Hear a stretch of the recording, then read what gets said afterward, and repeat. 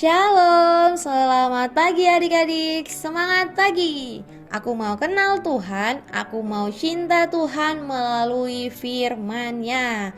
Nah adik-adik, bersyukur pagi hari ini Lause Meila bisa kembali lagi bersama-sama dengan adik-adik di dalam Renungan Harian Sekolah Minggu GKTB. Nah adik-adik, sebelum kita merenungkan firman Tuhan, mari kita berdoa. Kami bersyukur Tuhan di pagi hari ini kami boleh bangun. Kami bersyukur kalau Tuhan boleh menjagai kami, boleh melindungi kami dalam waktu istirahat kami. Dan pada pagi hari ini Tuhan, kami akan mendengarkan kebenaran firman-Mu. Kiranya Tuhan menolong kami sehingga kami dapat mengerti dan dapat melakukannya di dalam kehidupan kami. Sehingga kami bisa menjadi anak-anak yang takut akan Tuhan, anak-anak yang hidup menyenangkan hati Tuhan. Di dalam nama Tuhan Yesus kami berdoa. Amin.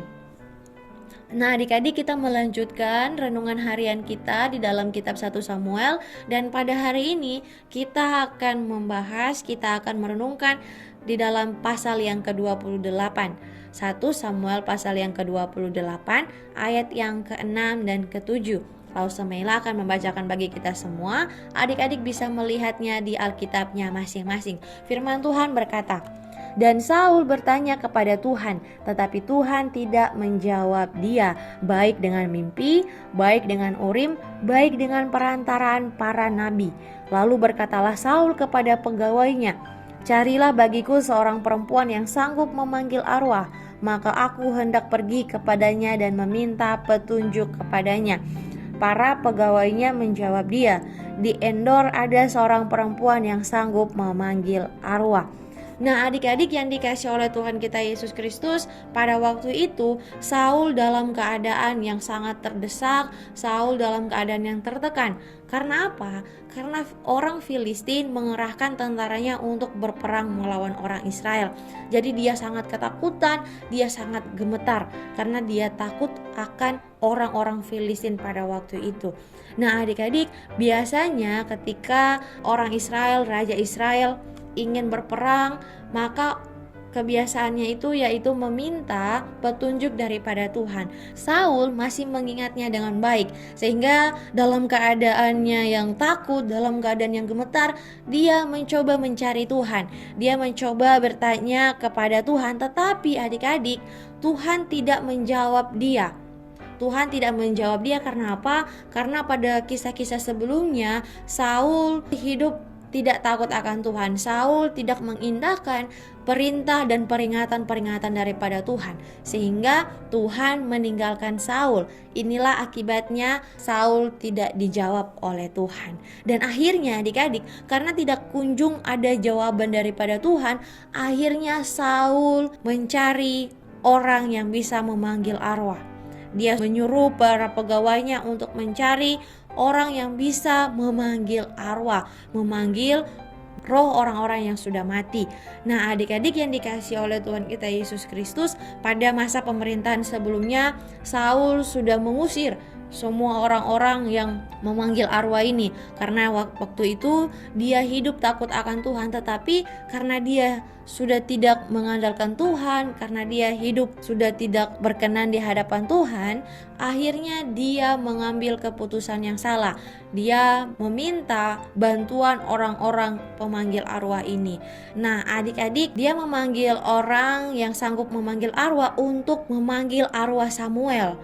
Nah dia tahu bahwa Samuel biasanya yang akan memberikan dia petunjuk, apakah dia harus maju berperang, apakah dia akan menang dalam peperangannya atau tidak. Nah adik-adik, Saul sudah salah dalam tindakannya ini. Mari kita belajar bersama-sama melalui kisah ini.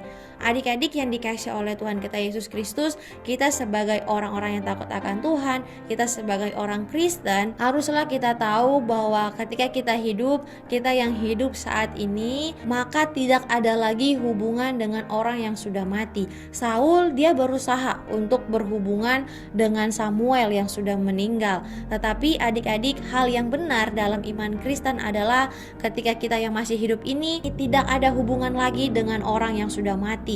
Orang yang sudah meninggal sudah tidak ada hubungannya lagi, sehingga tidak ada gunanya lagi bagi kita untuk berdoa seumpamanya bagi nenek kita yang sudah meninggal, ataupun popo dan opa kita, kakek kita, ataupun juga keluarga kita yang sudah meninggal. Tidak ada gunanya berdoa bagi mereka, karena orang yang sudah mati maka rohnya akan ke surga. Untuk orang-orang yang sudah mengenal Tuhan, yang hidup sungguh-sungguh akan Tuhan, dan juga untuk orang-orang yang tidak mengenal Tuhan langsung ke neraka.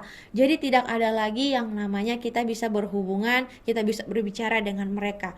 Adik-adik, tidak ada gunanya bagi kita untuk datang ke kuburan orang-orang yang sudah meninggal itu untuk mengajak mereka berbicara ataupun juga meminta pertolongan mereka. Tidak ada gunanya adik-adik. Karena apa? Karena orang yang hidup dan orang yang mati tidak ada hubungannya lagi. Untuk itu, ketika kita mengalami kesusahan, ketika kita mengalami kesulitan, bawalah itu di hadapan Tuhan. Jangan kita mencari pertolongan-pertolongan untuk orang-orang yang sudah mati.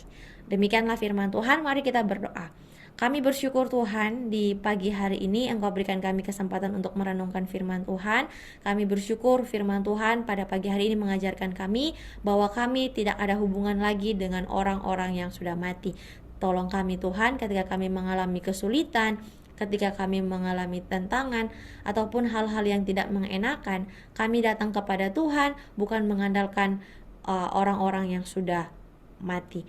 Di dalam nama Tuhan Yesus kami berdoa dan kami bersyukur. Amin. Nah, adik-adik, demikianlah renungan harian kita pada pagi hari ini. Kiranya Tuhan memberkati kita semua. Tetap jaga kesehatan dan selamat hari weekend. Tuhan Yesus memberkati kita semua. Bye-bye.